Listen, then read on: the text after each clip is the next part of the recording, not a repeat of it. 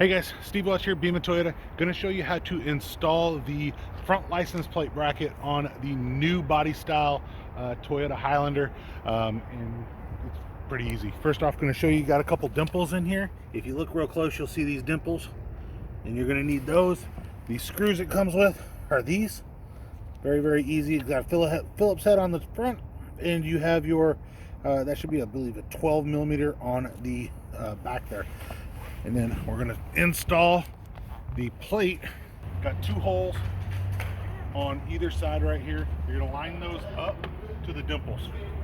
You're going to see how everything sits flat. Very easy. Drop these in.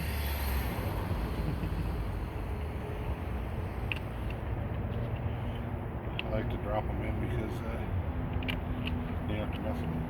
So once they're in there, these will stick out back. You can find where those dimples are in the back very easy, and then just give it a push. All right, that's how I start that. And I'm going to take this,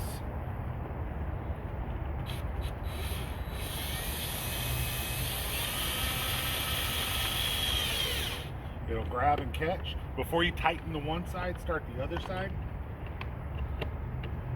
Also look at that dimple, make sure you go straight and don't go too fast, you'll strip it.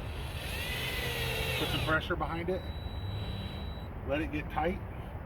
I don't like to go all the way with the tool. And then it's on, that's it. So that is how you install it into the front of your bumper. You will also need to get the screws usually that go for the license plate. Those could be different screws. If you put anything that are like lock screws, things like that, like a lot of people do, but you'll pick those. That's how you do it. And Steve Welch, Beaman Toyota, you guys have a great day. Talk to you soon. Bye.